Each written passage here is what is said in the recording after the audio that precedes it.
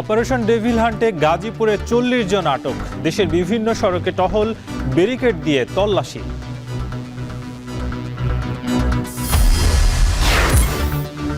বোরো ধানের নির্ভরশীলতা কাটিয়ে নতুন স্বপ্নে হাওরের কৃষক। এক ফসলের বিপরীতে শাকসবজি, আলু, সরিষা উৎপাদনে মুনাফা। শীত এলেই বাড়ে দগ্ধ রোগীর সংখ্যা। যথাযথ চিকিৎসার অভাব ও দেরিতে হাসপাতালে আসায় বাড়ে মৃত্যু ঝুঁকি। এবং মেক্সিকোর তাবাসকো রাজ্যে ট্রাক বাস সংঘর্ষে ৪১ জনের প্রাণহানি। আগুন লেগে বাস পুড়ে ছাই, ঘটনাস্থলে যাত্রীদের মৃত্যু।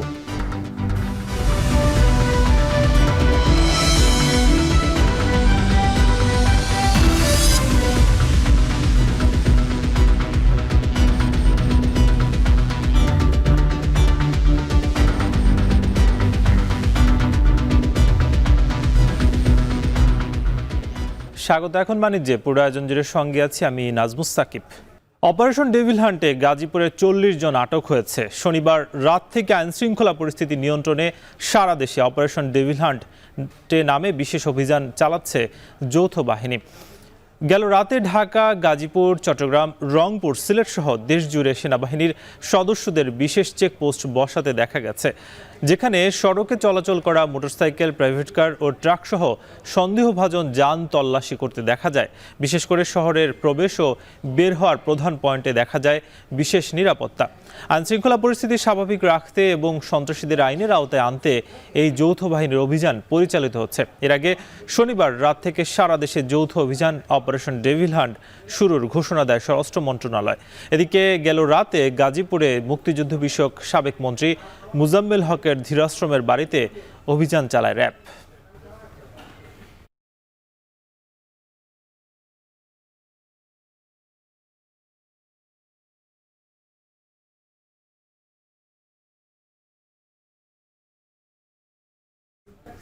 রাজধানী সহ সারা দেশে চলছে অপারেশন ডেভিল হান্ট। দেশব্যাপী সন্ত্রাসবাদ দমন, আইন শৃঙ্খলা পরিস্থিতির উন্নতি করা এবং অপরাধীদের আইনের আওতায় নিয়ে আসতেই এই অভিযান পরিচালনা করছে যৌথ বাহিনী। আর জানাতে যুক্ত হচ্ছেন সহকর্মী আরিফ হোসেন। আরিফ, জানাবেন যে অপারেশন ডেভিল হান্টে গাজীপুরে তো ৪০ জন আটক হয়েছে এবং ঢাকায়ও কালকে আমরা দেখেছি বেশ কিছু জায়গায় আসলে অভিযান হয়েছে, চেকপোস্ট বসিয়েছে। কি অবস্থা, কেউ আটক হয়েছে কিনা?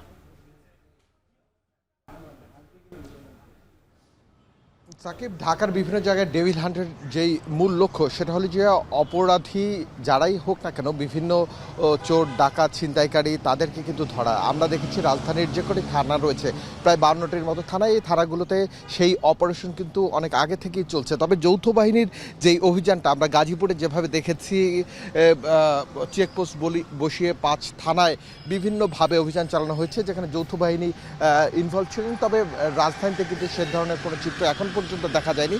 ইতিমধ্যেই ৭ ঘন্টার বেশি সময় পার হয়ে গিয়েছে, অপারেশন ডেভিল হান্ট শুরু হয়েছে। তবে রাজধানীর আমরা বিভিন্ন জায়গায় ঘুরেছি, অনেকের সাথে কথা বলেছি, আমরা ডিএমপির সাথে কথা বলেছি, আইএসপিআর এর সাথে কথা বলেছি, এর পাশাপাশি আমরা ডিবির যে প্রধান তার সাথে কথা বলেছি। তবে ডেভিল হান্টের যে বিষয়গুলো, মোহাম্মদপুর সহ বিভিন্ন জায়গায় চুরি, ছিনতাই, ডাকাতির মতো যে ঘটনা, সেটি বেশ কয়েকদিন ধরেই অনেক বেশি বেড়ে গিয়েছিল। স্বরাষ্ট্র মন্ত্রণালয়ের পক্ষ থেকে বলা হচ্ছে, স্বরাষ্ট্র উপদেষ্টা গতকালকে জানিয়েছেন যারাই বিভিন্নভাবে বিশৃঙ্খলা তৈরি করার চেষ্টা করবে এবং চুরি, ডাকাতি, ছিনতাই, মার্ডারের সাথে যারা জড়িত, এছাড়া আপনি নিশ্চয়ই জানেন ৫ আগস্টের পরে থানা থেকে বিপুল পরিমাণ অস্ত্র লুট হয়ে গিয়েছিল, সেই ধরনের অস্ত্র উদ্ধারের চেষ্টাও কিন্তু চলছে। এছাড়া আরও একটি তথ্য আপনাকে জানাই, জেল থেকে অনেকে ৭০০-র বেশি কয়েদি যারা জেল ভেঙে পালিয়ে গিয়েছিল, এ ধরনের আসামিদেরও কিন্তু আইনশৃঙ্খলা রক্ষাকারী বাহিনী এবং যৌথ বাহিনীর এই ডেভিল হান্টের নিয়ন্ত্রণে থাকবেন। এছাড়া যদি কেউ বিশৃঙ্খলা কোনো দলের নামে অথবা কোনো মতের নামে করার চেষ্টা করেন, তাদেরকে কিন্তু আইনের আওতায় নিয়ে আসা হবে, এমনটা আমরা বিভিন্ন সূত্র থেকে জানতে পারছি। তবে এখন পর্যন্ত গাজীপুরের ঘটনাকে কেন্দ্র করে যেহেতু ডেভিল হান্টের সূচনা হয়েছে, সেহেতু গাজীপুরের বিভিন্ন এলাকায় মোড়ে মোড়ে বিভিন্ন সন্ত্রাসী যারা গোষ্ঠী রয়েছেন, এছাড়া বিভিন্ন সময় বিগত সরকারের যারা মদতপুষ্ট রয়েছিলেন এবং ছিলেন, তাদেরকে আইনের আওতায় আনা হবে এমনটা বলা হচ্ছে অথবা এমনটা বোঝা যাচ্ছে। কারণ বিভিন্ন জায়গায় মাদক ব্যবসা থেকে শুরু করে গাজীপুরে অস্ত্র ব্যবসা, সিন্ডিকেট ব্যবসা, চাঁদাবাজি সব কিছুই একটি নির্দিষ্ট মহল নিয়ন্ত্রণ করতেন, যেই মহল কিন্তু এখনও বিভিন্নভাবে সক্রিয় রয়েছেন এমনটা বলা হচ্ছে বিভিন্ন জায়গা থেকে। সব কিছু মিলিয়ে যৌথ বাহিনী যে ডেভিল হান্ট পরিচালনা করছেন সেখানে অস্ত্র উদ্ধার এবং বিভিন্ন ধরনের সন্ত্রাসীদের আইনের আওতায় নিয়ে আসাই প্রধান লক্ষ্য। এছাড়া যারা শীর্ষ সন্ত্রাসী রয়েছেন বিভিন্নভাবে যারা অপরাধ সংগঠিত করার চেষ্টা করছেন তাদেরকেই ধরবেন এমনটা বোঝা যাচ্ছে এবং এমনটা শোনা যাচ্ছে বিভিন্ন সূত্র থেকে। ডেভিল হান্টের খবর জানাচ্ছিলেন সহকর্মী আরিফ হোসেন। এদিকে শনিবার রাত থেকে গাজীপুর সহ সারা দেশে চলছে যৌথ বাহিনীর অপারেশন ডেভিল হান্ট। এ নিয়ে আরও জানাতে গাজীপুর শহর থেকে যুক্ত হচ্ছেন ইফতেখার রায়হান। ইফতেখার, জানাবেন যে গতকালকে তো অভিযানে 40 জনকে আটক দেখানো হয়েছে, তাদের নামে মামলা হয়েছে কিনা এবং কাউকে গ্রেফতার দেখানো হয়েছে কিনা?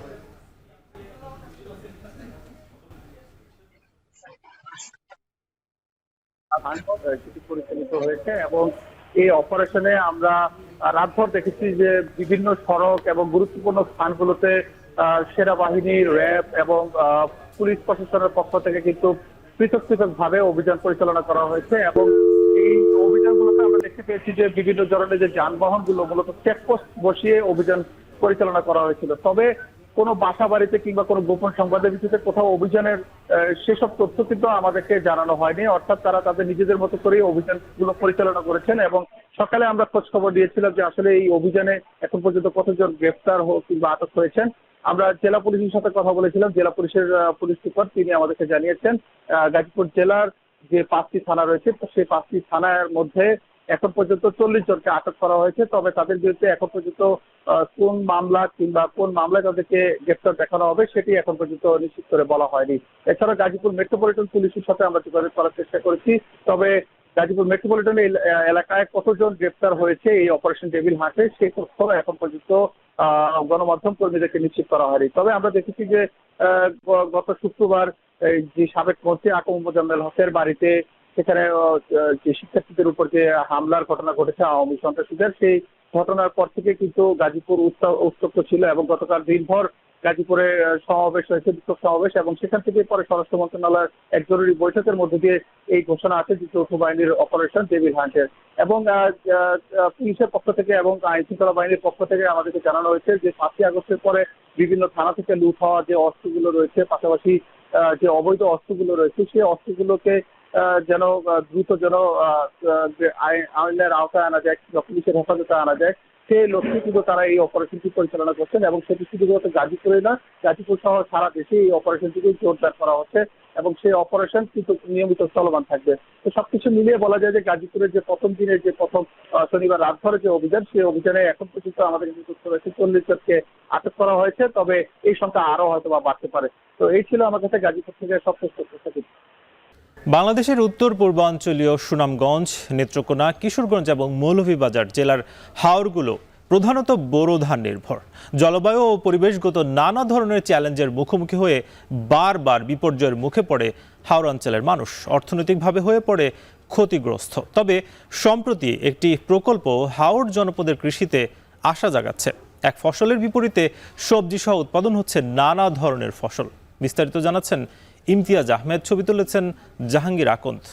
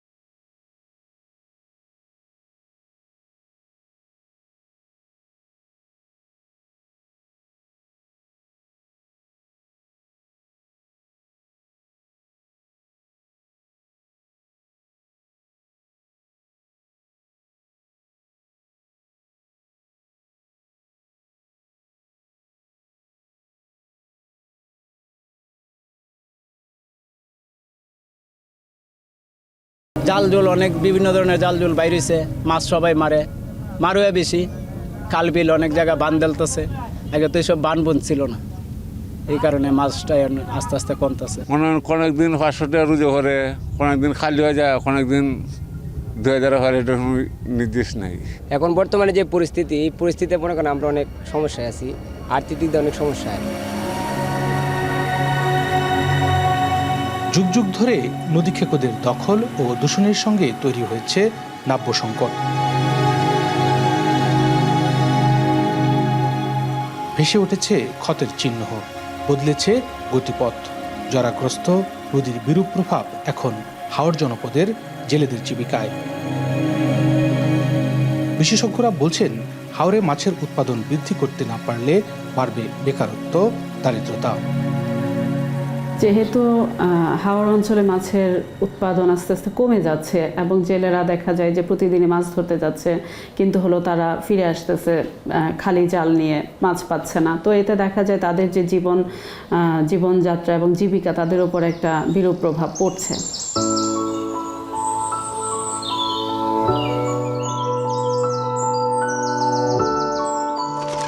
কিশোরগঞ্জ, নেত্রকোনা, সুনামগঞ্জ এবং মৌলভীবাজার জেলার হাওরগুলো প্রধানত বোরো ধান নির্ভর। জলবায়ু ও পরিবেশগত নানা ধরনের চ্যালেঞ্জের মুখোমুখি এখানকার কৃষি। প্রাকৃতিক দুর্যোগ উৎপাদনশীলতা হ্রাস করে, পরে বিরূপ প্রভাব হাওর জনপদের জীবন জীবিকায়। কিশোরগঞ্জের অষ্টগ্রাম হাওর অঞ্চলে কনকনে ঠান্ডা উপেক্ষা করে বোরো ধানের চারা লাগাতে ব্যস্ত নারী শ্রমিকরা। বাংলাদেশের হাওর বেষ্টিত অঞ্চলের বেশিরভাগ জমি এক ফসলের। যত্রতত্র বাঁধ নির্মাণ করার কারণে কমেছে হাওরের মাছের সংখ্যা, যার ফলে হাওর জনপদের মানুষের জীবন জীবিকায় পড়েছে বিরূপ প্রভাব। বিশেষজ্ঞরা বলছেন, জলবায়ু পরিবর্তনের সাথে সাথে নিত্য নতুন ফসল উৎপাদন করতে না পারলে ভবিষ্যতে খাদ্য সংকট দেখা দেওয়ার একটা শঙ্কা থেকেই যাচ্ছে। আমরা সংসার চলে না, কোনো মতে ডাল চাল সব কিছু দাম, আমরা কিছু আনতারি না, খাবার টাইম মতে খাইতারি না। আমার স্বামী নাই, কাজ করে খাওয়ান মাঠে। সরকার কিছু করে সাহায্য করলে তো আমরা একটু কি করে খারো হই, সরকার আমরা তো জানার।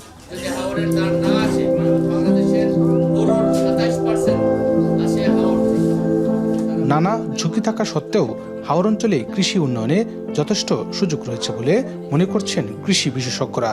বলছেন, প্রচলিত বোরো ধান ভিত্তিক একক শস্য উৎপাদন থেকে বেরিয়ে যুক্ত করতে হবে ডাল, তেল ও সবজি চাষ। আমরা চাচ্ছি যে ফসলের বৈচিত্র্যতার পাশাপাশি একটি জমিতে যেন অধিক আবাদ করা যায়, দুইটা ফসলে রূপান্তরিত করা যায় এবং কৃষকরা যেন এই চাষাবাদে উদ্বুদ্ধ হয়। আমরা তাদেরকে পরামর্শ দিয়ে যাচ্ছি এবং ভবিষ্যতে এবং আমাদেরকে লজিস্টিক সাপোর্টও তাদের দেওয়ার চেষ্টা করব আমরা।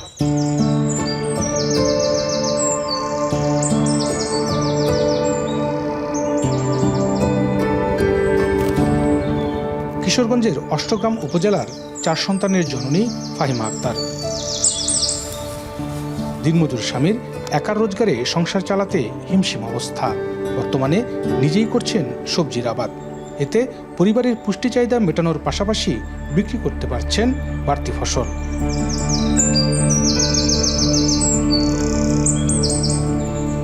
তার মতো গ্রামের অন্য কৃষকরা শাকসবজি, আলু থেকে শুরু করে সরিষার মতো লাভজনক ফসল উৎপাদন করে লাভের মুখ দেখছেন। আমরা আমাদের আওয়ার অঞ্চলের মাঝে গাছগাছালি কইরা, মনে করেন বাড়ির অঞ্চলে গাছগাছালি করি, নিজে খাই, তারপরে বিক্রি করতে পারি, ছেলেমেয়েরা লেখাপড়া করাইতে পারি, সময় একটা জিনিস জানে চাইলে কিনে খাইতে পারি।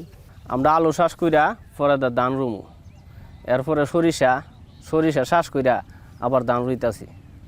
এই কৃষি পদ্ধতি লই আমরা লাভবান আছি। আমরা সহযোগিতা করছে কৃষক বিচারে, করার পর আমরা একটু লাভবানই আছি।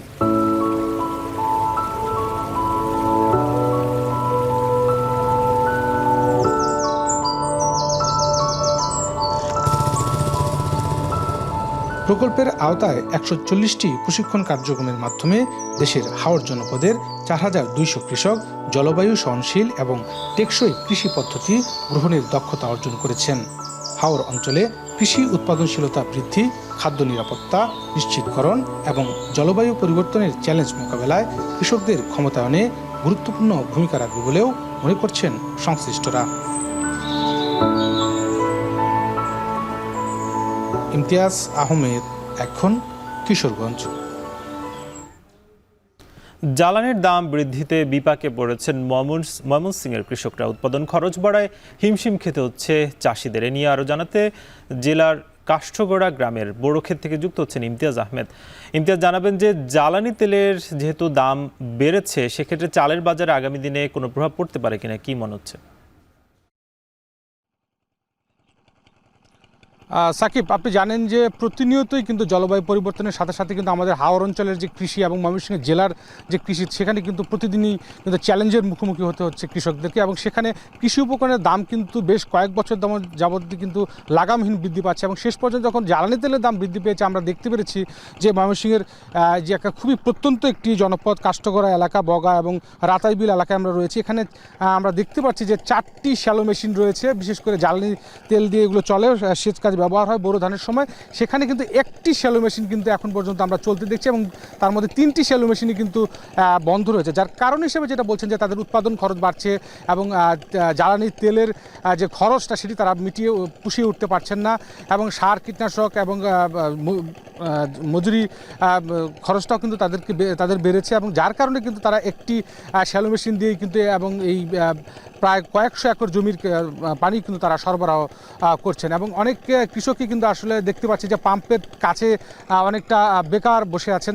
এবং সেই সাথে যেটা কৃষকরা যেটা বলছেন যে আসলে মূলত এই বড় মৌসুমে কিন্তু আসলে এই ফসলগুলো যেহেতু তাদের একটা প্রধান ফসল, বিশেষ করে হাওর অঞ্চল যেগুলো রয়েছে, নেত্রকোনা, আমাদের কিশোরগঞ্জ, শেরপুর এবং আমাদের যে ময়মনসিংহ জেলার যে ধানের উৎপাদন, বিশেষ করে ময়মনসিংহ জেলার তথ্য মতে 2,63,90 হেক্টর জমিতে কিন্তু এবার বোরোর আবাদ হয়েছে, যেটা কিন্তু আমাদের এই অঞ্চলের খাদ্য নিরাপত্তা তো রয়েছে, পাশাপাশি দেশের খাদ্য নিরাপত্তা একটা বড় ভূমিকা রাখে।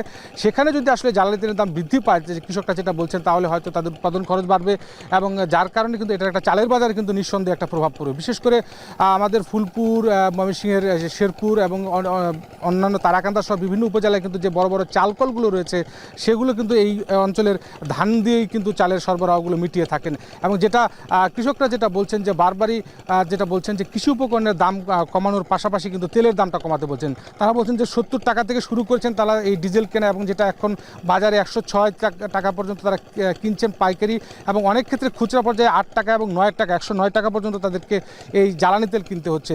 যার কারণে কিন্তু এই যে মাঠটি রয়েছে আমরা দেখতে পাচ্ছি, এই মাঠে কিন্তু অনেক দূর থেকে তারা, বিশেষ করে দূরের যে জমিগুলো রয়েছে, সেখানে কিন্তু পানি সরবরাহটা অনেকটা মুশকিল হয়ে যাচ্ছে। এবং সেই ভোর থেকে আমরা ময়মনসিংহের ফুলবাড়িয়া সহ বিভিন্ন উপজেলায় কিন্তু আসলে মাঠগুলো আমরা খোঁজ নিচ্ছি এবং ঘুরছি। সেখানে কিন্তু আমরা দেখতে পাচ্ছি যে আসলে এই সেচ কার্যগুলো কিন্তু এখনও চলছে।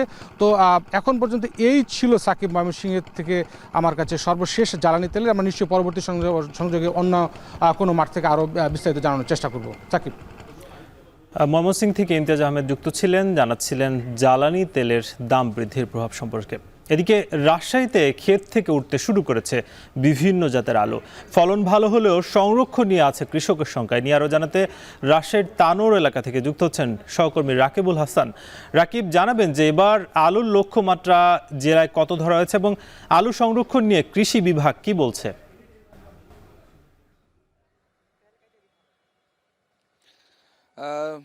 সাকিব, আসলে এবারে রাজশাহীতে অন্যান্য বারের মতো যেমন আলুর উৎপাদন আমরা লক্ষ্য করছি, সেটি হচ্ছে বরাবরই যেমন আসলে আলুর উৎপাদন হয় ঠিক তেমনটাই। এবারে প্রায় 38,800 হেক্টর জমিতে আলুর চাষ করেছে কৃষক। সেক্ষেত্রে যেটি আসলে দেখা যাচ্ছে যে বিস্তীর্ণ মাঠ জুড়ে কিন্তু একেবারে সবুজ অবস্থা। এখনো কোনো কোনো জায়গায় কৃষক কিন্তু যে এই যে জমিতে সেচ কার্য সেটি দিচ্ছে, এবং দেখছেন যে হচ্ছে আসলে পানি কিন্তু ইতিমধ্যেই বিভিন্ন জায়গায় দেয়া হচ্ছে। এবং আমার সহকর্মী নিশ্চয়ই আছেন, একটু দেখাবো আমরা যে এইখানে আসলে এখনো পর্যন্ত আলুর যে পরিচর্যা সেটির জন্য আসলে কৃষক ব্যস্ত সময় পার করছে। একেবারে শেষের সময়ের দিকে এখন প্রায় 12 লাখ মেট্রিক টন আলুর যে উৎপাদন লক্ষ্যমাত্রা সেটি অর্জনের জন্য কৃষকরা কাজ করছেন। এবং যে পরিমাণ আসলে এতে খরচ হয়েছে কৃষক বলছে যে এখন যেই দামটি আসলে আছে বাজারে প্রায় 15 টাকা থেকে 18 টাকা সর্বোচ্চ কেজি দরে আলু বিক্রি হচ্ছে, সেই ক্ষেত্রে আসলে তাদের যে উৎপাদন খরচ সেই ক্ষেত্রে একটু হলেও তারা ক্ষতিগ্রস্ত হবেন বা আশানুরূপ সেই দামটি আসলে পাওয়া যাবে না বলছেন তারা। অন্যদিকে স্থানীয়ভাবে রাজশাহীতে প্রায় 4টি উপজেলাতে যে আলু সবচেয়ে বেশি চাষ হয় এবং সেখানে যে কোল্ড স্টোরেজ আছে, সেই কোল্ড স্টোরেজ মালিকদের সাথে কিন্তু আলু যারা চাষি এবং ব্যবসায়ী তাদের কিছু মতানৈক্যর জায়গা তৈরি হয়েছে আলু সংরক্ষণের জন্য। তো সেই ক্ষেত্রে সাকিব, এখন পর্যন্ত যেটি আসলে তারা বলছেন যে আলু খুব একটা বেশি তারা সংরক্ষণ করতে পারবেন না, যার কারণে এইটি আসলে বাজারে ছেড়ে দিতে হবে বা কোনোভাবে বেশি দিন সংরক্ষণ করতে পারবেন না বলেই আসলে এটির দামও কমতে থাকবে। সুতরাং গেল বছরে আসলে যেই পরিমাণ আসলে লক্ষ্যমাত্রা নিয়ে যেভাবে আসলে বিনিয়োগ করে এই আলু চাষ করেছেন কৃষকরা, সেই তুলনায় কিন্তু এই বছরে সংরক্ষণ সুবিধার অভাবে বা সংরক্ষণ করতে না পারার কারণে সে আলুর দামটি তারা পাবেন না এবং একই সাথে দুই দিক থেকে আসলে তারা ক্ষতিগ্রস্ত হবেন বলে আমাদেরকে জানিয়েছেন। একে তো তারা সংরক্ষণের অভাবে স্বল্প মূল্যে আলু ছাড়তে হবে বাজারে, দ্বিতীয়ত তারা যেই খরচটি আসলে করেছেন সেই খরচটি আসলে পর্যাপ্ত পরিমাণে তুলতে পারবেন না বলে আমাদেরকে জানাচ্ছেন। তো এই ক্ষেত্রে তারা মনে করছেন যে যারা কোল্ড স্টোরেজ মালিক আছেন তারা হচ্ছে এই আলু সংরক্ষণের জন্য ব্যবস্থা নেবেন এবং কোল্ড স্টোরেজ মালিকের পক্ষ থেকে যে বিষয়গুলো বলা হচ্ছে সেটি হচ্ছে যে গেল বছর আসলে যেই পরিমাণ আসলে আলু রেখেছেন শ্রম আইন অনুযায়ী এবারে আসলে সেই পরিমাণ আলু তারা রাখতে পারবেন না, 50 কেজির বস্তাতে রাখতে হবে।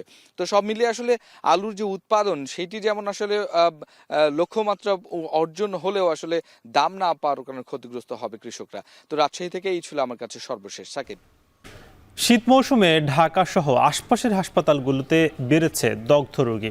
জেলা হাসপাতালে দগ্ধ রোগীরা পর্যাপ্ত সেবা না পেয়ে ছুটছেন শহরে। যথাযথ চিকিৎসার অভাব ও দেরিতে হাসপাতালে আসায় বাড়ে মৃত্যু ঝুঁকি। বিস্তারিত মুন্না প্রসিদের প্রতিবেদনে ছবি তুলেছেন মোহাম্মদ রাজীব শেখ।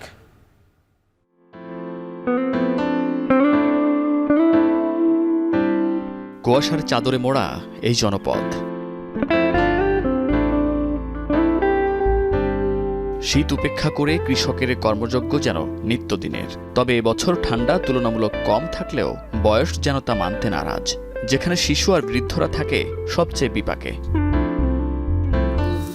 গ্রামে খড়কুঠা দিয়ে এভাবে আগুন জ্বালিয়ে শীত নিবারণের চেষ্টা বেশ পুরনো। শীতের তীব্রতা অনুযায়ী সকাল কিংবা সন্ধ্যার পর এই আয়োজন চলে বিভিন্ন পাড়া মহল্লায়। তবে আগুন যতটা উষ্ণতা দেয় তার চেয়েও বেশি উদ্বেগ বাড়ায়, কেননা আগুন পোহাতে গিয়ে প্রায় প্রতিদিনই দেশের কোথাও না কোথাও কারো শরীর পুড়ে যাচ্ছে, ঝরছে যাচ্ছে ভবিষ্যৎ। শীত মৌসুমে ঢাকার পার্শ্ববর্তী গাজীপুরের হাসপাতালগুলোতে দগ্ধ রোগীর সংখ্যা বেড়েছে। তবে এসব হাসপাতালে বার্ন ইউনিট না থাকায় প্রাথমিক চিকিৎসা শেষে পাঠানো হয় রাজধানীর জাতীয় বার্ন অ্যান্ড প্লাস্টিক সার্জারি ইনস্টিটিউটে। 5 to 10% বার্নের ক্ষেত্রে যাদের ক্ষেত্রে স্বাভাবিক দৈনন্দিন কাজকর্ম করা কষ্ট হয়ে যায় তাদেরকে আমরা ভর্তি রাখি, কিন্তু কিছু ক্রিটিক্যাল পেশেন্ট থাকে যাদেরকে আমরা রেফার করে দিই।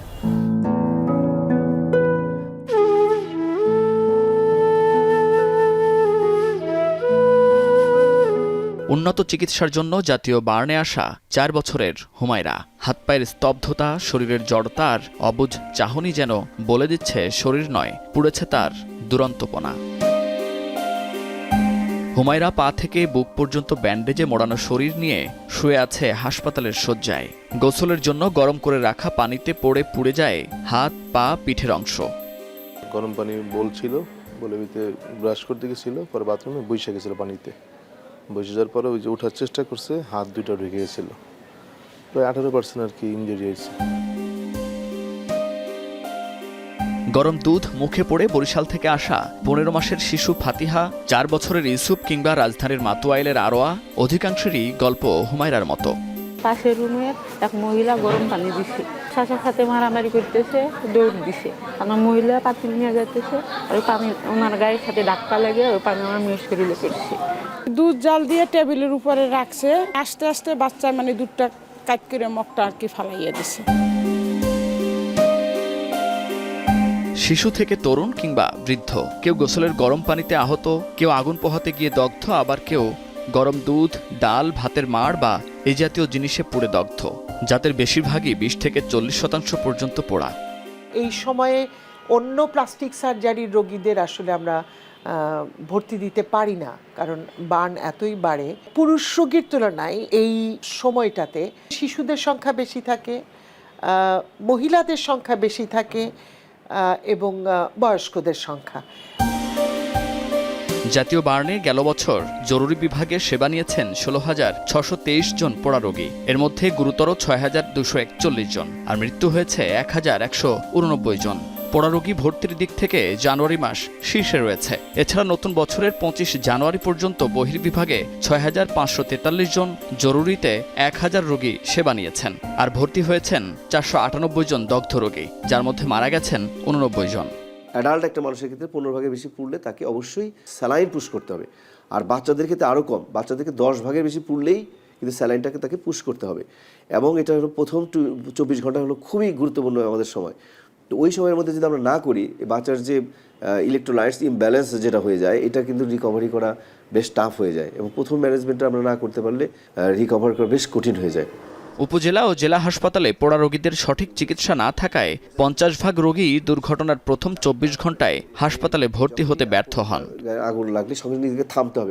মুন্নাফ রশিদ, এখন, ঢাকা। বাজারে চাহিদা থাকার পরও গ্যাসের সংকটে বছরের অর্ধেক সময় বন্ধ থাকছে ব্রাহ্মণবাড়িয়ার আশুগঞ্জ সার কারখানার ইউরিয়া উৎপাদন। এছাড়া পুরনো যন্ত্রপাতির কারণে কমেছে উৎপাদন ক্ষমতা। এমন অবস্থায় প্রতি বছর ইউরিয়া উৎপাদনের লক্ষ্য পূরণে ব্যর্থ হচ্ছে দেশের অন্যতম বৃহৎ সার কারখানাটি। আজিজুল সঞ্চয়ের প্রতিবেদন। মেয়াদ পেরিয়েছে অধিকাংশ যন্ত্রপাতির, ফলে বেড়েছে যান্ত্রিক ত্রুটি। এতে হ্রাস পেয়েছে উৎপাদন ক্ষমতা। তবুও জোড়াতালি দিয়ে ইউরিয়া সার উৎপাদন করে আওতাভুক্ত ৭ জেলায় যোগান দিচ্ছে আশুগঞ্জ সার কারখানা। তবে বর্তমানে উৎপাদন সক্ষমতা ১৬০০ টন থেকে নেমে এসেছে ১১০০ টনে। মূলত ইউরিয়া উৎপাদনের প্রধান কাঁচামাল প্রাকৃতিক গ্যাস, পানি ও বাতাস। উৎপাদন স্বাভাবিক রাখতে প্রতিদিন অন্তত ৬০০ PSI চাপে ৪৮ মিলিয়ন ঘনফুট গ্যাস প্রয়োজন। তবে চাহিদামতো গ্যাস না পাওয়ায় বছরের অর্ধেক সময় ব্যাহত হয় সার উৎপাদন।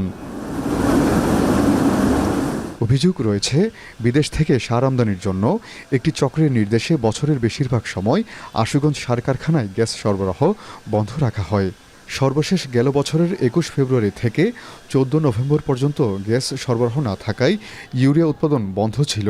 পরে শ্রমিকদের দীর্ঘ আন্দোলনের পর গ্যাস সরবরাহ শুরু হয়। তবে উৎপাদন স্বাভাবিক রাখতে না পারায় দিন দিন অলাভজনক প্রতিষ্ঠানের রূপ নিয়েছে কারখানাটি। হাই প্রেসার মেশিন, যেটাকে বলে অনেক উপরের লেভেলের মেশিন, যেগুলা কম প্রেসারে চালাইলে নষ্ট হয়ে যায়। দীর্ঘদিন গ্যাস সংযোগের কারণে, বন্ধ থাকার কারণে আমাদের কারখানাটা অনেক মূল্যবান যন্ত্রপাতি নষ্ট হয়ে যাচ্ছে। যদি আমরা পরিপূর্ণ গ্যাস প্রেসারটা পাই এবং সরকার যদি এই প্রেসারের সহযোগিতা করে আমাদের, ইনশাল্লাহ এই আশুগঞ্জ ফার্টিলাইজার থেকে খুব ভালো সার উৎপন্ন করে মনে করেন যে পুরো বাংলাদেশের বিভিন্ন ক্ষেত্রে আমরা ইনশাল্লাহ সারগুলো পৌঁছে দিতে পারবো। সংশ্লিষ্টরা বলছেন, পুরোদমে সার উৎপাদন করা গেলে কারখানাটি লাভবান হওয়ার পাশাপাশি কমে আসবে আমদানি নির্ভরতাও, যার জন্য প্রয়োজন নতুন যন্ত্রপাতি। কারখানা চালু করলে আমরা যদি লো লোডেও চালাই, এই কারখানায় ১১৫০ টন সার প্রতিদিন বের হয়। তো ১১৫০ টন সারের মূল্য প্রায় ৪ কোটি টাকার কাছাকাছি। তা গভর্নমেন্ট আমাদেরকে যে রেটে আমাদেরকে অর্থ দেয়, তো এই এত বড় একটা লাভজনক প্রতিষ্ঠানকে আপনি গ্যাসের অভাবে বন্ধ যদি রাখেন, তাহলে লাভজনক প্রতিষ্ঠান তো লাভের মুখ দেখবে না, সে তো লসেই থাকবে। জাতীয় গ্রিডে চাপ কম থাকায় সার কারখানায় চাহিদামতো গ্যাস দেওয়া যাচ্ছে না বলছে বাখরাবাদ গ্যাস কোম্পানি। আর গ্যাসের চাপ কম থাকায় উৎপাদনে গতি আনা যাচ্ছে না বলছে কারখানা কর্তৃপক্ষ। গ্যাসের স্বল্পতার কারণে তাদের চাহিদা মতো বেশি আমরা গ্যাস দিতে পারি না। আমরা ৪২ বারে চাই, সেক্ষেত্রে আমরা পাইছি হলো ৩৮ বার। আমি এটা হলো সরকার কখন গ্যাস দিবে, কাকে বিদ্যুতে কত দিবে, সারে কত দিবে, এটা একটা ডিসিশন নেয়, তার লোড বরাদ্দ দেয়, ওটা বুঝছেন। তো সারা দেশে সারে দেয় হলো ২৩৫, ২৩৫ দিয়ে ৩টা বা ৪টা সার কারখানা চলার কথা। বর্তমানে যে সমস্যা বিরাজ করছে সেটা হচ্ছে যে গ্যাসের প্রেশার কম থাকার কারণে আমরা কাঙ্ক্ষিত লক্ষ্যমাত্রা অর্জন করা সম্ভব হচ্ছে না। তো আমরা আমাদের ম্যানেজমেন্ট এবং সিবিএ কর্তৃপক্ষ, বিসিএসির উদ্বোধন কর্তৃপক্ষ এই ব্যাপারে যথেষ্ট চেষ্টা চালায় যাচ্ছেন, যাতে গ্যাস প্রেশার কাঙ্ক্ষিত মাত্রায় বাড়ানো সম্ভব হলে আমরা আমাদের যেই কাঙ্ক্ষিত লক্ষ্যমাত্রা পৌঁছাতে পারবো। 1983 সাল থেকে বাণিজ্যিক উৎপাদন শুরু করা আশুগঞ্জ সার কারখানার তালিকাভুক্ত ডিলার প্রায় 750। এখানে উৎপাদিত প্রিল্ড ইউরিয়া সার ব্রাহ্মণবাড়িয়া ছাড়াও কুমিল্লা, চাঁদপুর, কিশোরগঞ্জ, নেত্রকোনা, হবিগঞ্জ ও সুনামগঞ্জে সরবরাহ করা হয়। আজিজুল সঞ্চয়, এখন ব্রাহ্মণবাড়িয়া। ফেলে দেয়া চুল থেকে অর্জিত হচ্ছে টাকা। মাগুরার বেশ কিছু গ্রামে ফেলে দেয়া চুল প্রক্রিয়াজাতের পর তা বিক্রি করে স্বাবলম্বী প্রায় 200 পরিবার। লাভজনক হওয়ায় এই ব্যবসায় আগ্রহ বাড়ছে শিক্ষিত বেকার যুবকদেরও। তবে ব্যবসার প্রসারে স্বল্প সুদের ঋণসহ সরকারি সহযোগিতার দাবি জানান সংশ্লিষ্টরা। বিস্তারিত বিশ্বজিৎ বাপির প্রতিবেদনে।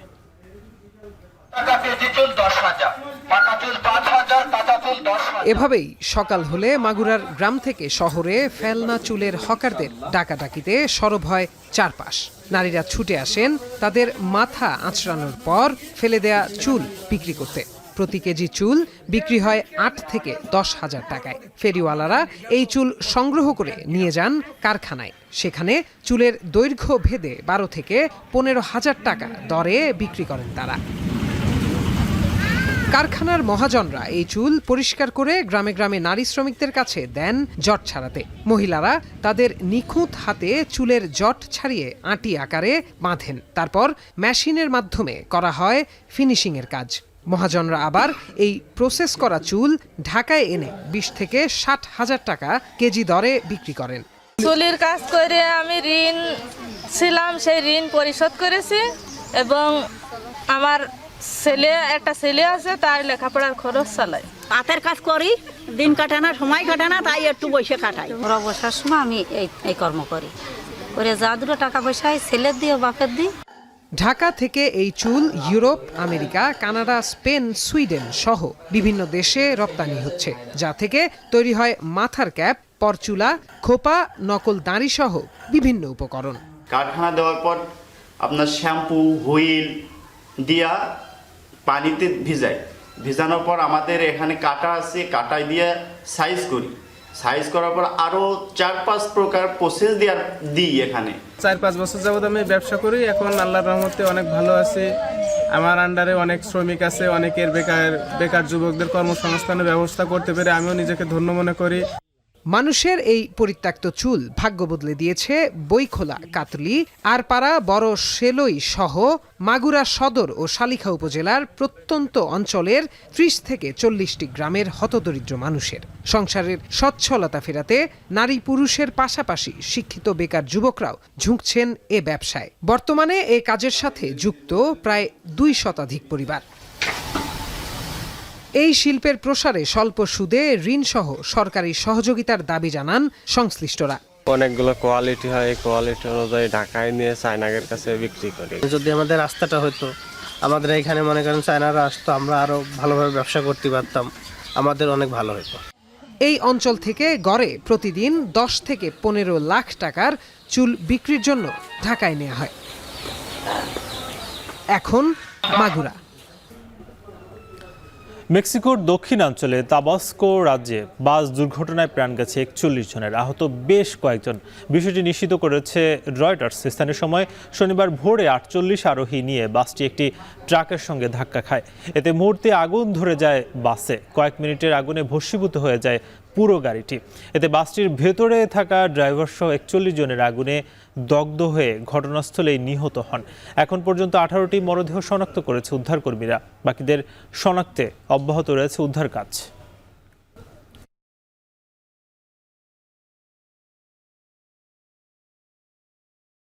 মালির উত্তর পূর্বাঞ্চলীয় গাঁও শহরে সেনাবাহিনীর গাড়ি বহরে বন্দুকধারীদের পরিকল্পিত হামলায় অন্তত 50 জনের প্রাণহানি হয়েছে। শনিবার রয়টার্সকে এই তথ্য নিশ্চিত করেন তদন্তকারী কর্মকর্তা। পুলিশ আরও জানায়, গেল শুক্রবার গাঁও শহর থেকে প্রায় 30 কিলোমিটার দূরে অবস্থিত কোবে গ্রামের কাছেই হামলা হয়। হামলার পর ওই গাড়ি বহরে আগুন ধরিয়ে দেয় ওই বন্দুকধারীরা। এলাকাটিতে প্রায় 1 দশকেরও বেশি সময় ধরে ইসলামিক স্টেট সংশ্লিষ্ট সংগঠন ও আল কায়েদা সক্রিয় ভূমিকা পালন করে আসছিল বলে নিশ্চিত করেছে বার্তা সংস্থা রয়টার্স। এতে করে মালির পরিবেশ আগের চেয়ে আরও বেশি অস্থিতিশীল হয়ে উঠছে। আনুষ্ঠানিকভাবে 50 জনের মৃত্যুর খবর জানানো হলেও গাঁও হাসপাতালে 56টির মতো দেহ নিবন্ধন করা হয়েছে বলে জানিয়েছেন সংশ্লিষ্টরা। হামলায় সামরিক বাহিনীর ঠিক কতজন নিহত হয়েছে নিয়ে তাৎক্ষণিক কোনো প্রতিক্রিয়া জানায়নি মালি সেনাবাহিনী। যুদ্ধবিরতিকে বুড়ো আঙ্গুল দেখিয়ে লেবাননে আবারও বিমান হামলা চালিয়েছে ইসরায়েল। শনিবার দেশটির বেকা অঞ্চলে এই হামলা চালায় তারা। এতে নিহত হয়েছেন 6 লেবানিজ। লেবানন ন্যাশনাল নিউজ এজেন্সির বরাত দিয়ে বিষয়টি নিশ্চিত করেছে আল জাজিরা। এক বিবৃতিতে ইসরায়েল জানায়, হিজবুল্লাহর অস্ত্র ভাণ্ডার ধ্বংস করতে হামলা চালিয়েছে তারা। গেল নভেম্বরের শেষ সপ্তাহে যুদ্ধবিরতি পৌঁছায় ইসরায়েল ও হিজবুল্লাহ। শর্ত অনুযায়ী ধাপে ধাপে লেবানন থেকে ইসরায়েলি সেনাদের সরিয়ে নেওয়ার কথা তেল আবিবের, তবে ইসরায়েল তা করেনি বলে অভিযোগ বৈরুতের। উল্টো লেবাননের বেসামরিক নাগরিকদের উপর অতর্কিত হামলা চালিয়েছে তারা। এদিকে তেহরানে ইরানের প্রেসিডেন্ট মাসুদ পেজেশকিয়ানের সঙ্গে সাক্ষাৎ করেছেন হামাস লিডারশিপ কাউন্সিলের প্রধান মোহাম্মদ দারিস। ইসরায়েলের বিরুদ্ধে যুদ্ধে হামাসকে সমর্থন করায় ধন্যবাদ জানান তিনি। রাশিয়ার বিদ্যুৎ সাম্রাজ্যে এবার ফাটল ধরল। রুশ গ্রিড থেকে সম্পূর্ণ বিচ্ছিন্ন হয়ে ইউরোপীয় ইউনিয়নের সঙ্গে যুক্ত হচ্ছে বাল্টিক 3 রাষ্ট্র, এস্তোনিয়া, লাটভিয়া ও লিথুয়ানিয়া। জ্বালানি খাত ও ভূ রাজনীতিতে ক্রেমলিনের প্রভাব ঠেকানোর কৌশল হিসেবে এমন পদক্ষেপ নিল দেশগুলো। বাল্টিক সাগরে নিরাপত্তা জোরদার করেছে ন্যাটো ও ইউরোপীয় ইউনিয়ন। বিশ্লেষকদের আশঙ্কা, এর প্রভাবে বিদ্যুৎ ও জ্বালানির দাম বাড়বে বহুগুণ। বিস্তারিত জানাচ্ছেন তানভীর জনি। 1950-এর দশকে রাশিয়ার বিদ্যুৎ গ্রিডের সঙ্গে যুক্ত হয় বাল্টিক রাষ্ট্রগুলো। বেলগ্রিডের মাধ্যমে সংযুক্ত ছিল বেলারুশ, রাশিয়া, এস্তোনিয়া, লাটভিয়া ও লিথুয়ানিয়া, যার নিয়ন্ত্রণ ছিল মস্কোর হাতে। 2014 সালে রাশিয়ার ক্রিমিয়া দখলের পর ইউরোপীয় গ্রিডের সঙ্গে একীভূত হওয়ার পরিকল্পনা করে বাল্টিক রাষ্ট্রগুলো, যা গতি পায় 2022 সালে ইউক্রেনে রাশিয়ার সামরিক আগ্রাসন শুরুর পর। রাশিয়া থেকে বিদ্যুৎ কেনা বন্ধ করে দেয় বাল্টিক 3 দেশ। এবার রুশ বিদ্যুৎ গ্রিড থেকে নিজেদের পুরোপুরি বিচ্ছিন্ন করে নিল তারা। ইউরোপীয় ইউনিয়নের সঙ্গে দৃঢ় সম্পর্ক এবং আঞ্চলিক নিরাপত্তা নিশ্চিতে এই পদক্ষেপ নেয় দেশগুলো। নিজেদের উৎপাদিত বিদ্যুতের উপর দেশগুলো নির্ভরশীল থাকবে। এরপর তারা পোল্যান্ডের মাধ্যমে যুক্ত হবে ইউরোপীয় গ্রিডে। জ্বালানি ব্যবস্থার মাধ্যমে রাশিয়া এই অঞ্চলে যে রাজনৈতিক প্রভাব বিস্তার করেছিল তা চিরতরে শেষ করার পরিকল্পনা নিয়েছে Baltic রাষ্ট্রগুলো। We are also prepared for emergency desynchronization with Russia's grid in any event, and we have also contingency plans running. So you need reserves. We have reserves in eastern part of Estonia. Definitely, that would pose some certain challenges to consumers, to the industry. However, I do believe that taking those measures I've just described, disconnecting from rail, also not taking this matter seriously. প্রায় 1 দশক আলোচনার পর Estonia, Latvia ও Lithuania চলতি বছরের মধ্যে বিদ্যুৎ গ্রিডগুলো your সঙ্গে সংযুক্ত করার চুক্তি করে, যা পোল্যান্ডের সাথে লিডপোল লিঙ্কের মাধ্যমে করা হবে। এরই মধ্যে যাবতীয় প্রস্তুতিও সেরে রেখেছে পোল্যান্ড। রাশিয়া ইউক্রেন চলমান যুদ্ধে বাল্টিক সাগরের তলদেশে ক্ষতিগ্রস্ত হয় জ্বালানি পাইপলাইন ও বিভিন্ন সংযোগ। ধারণা করা হচ্ছে যুদ্ধজাহাজগুলো নোঙর করার জন্য এই সমস্যা দেখা দেয়। গ্রিডগুলো আপগ্রেড করার জন্য সম্প্রতি $1.5 বিলিয়ন বেশি ব্যয় করেছে তারা। প্রতিপক্ষের বিরুদ্ধে সাইবার হামলা ও বিদ্যুৎ সংযোগে বিঘ্ন ঘটানোর চেষ্টা করতে পারে রাশিয়া। এমন অবস্থায় বাল্টিক অঞ্চলে যে কোনো সমস্যা মোকাবেলায় প্রস্তুত আছে EU.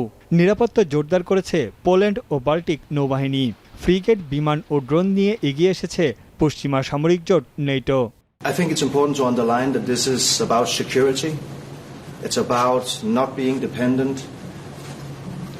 No European country should be dependent on Russia for anything.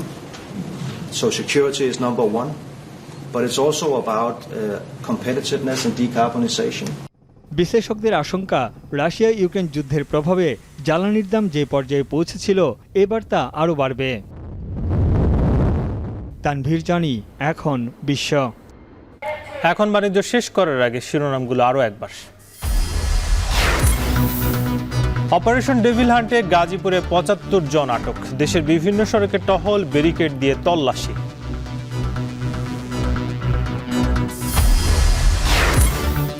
বোরো ধানের নির্ভরশীলতা কাটিয়ে নতুন স্বপ্নে হাওরের কৃষক। এক ফসলের বিপরীতে শাকসবজি, আলু, সরিষা উৎপাদনে মুনাফা। শীত এলেই বাড়ে দগ্ধ রোগীর সংখ্যা। যথাযথ চিকিৎসার অভাব ও দেরিতে হাসপাতালে আসায় বাড়ে মৃত্যু ঝুঁকি। এবং মেক্সিকোর তাবাস্কো রাজ্যে ট্রাক বাস সংঘর্ষে 41 জনের প্রাণহানি।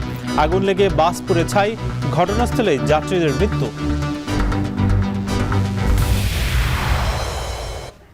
এই ছিল এখন বাণিজ্যের আয়োজন। এখন টেলিভিশন ওয়েবসাইটে ভিজিট করুন www.এখন.tv। এছাড়া ফেসবুকে যুক্ত হন facebook.com/tv.এখন, ইউটিউবে যুক্ত হন youtube.com/c/এখন tv।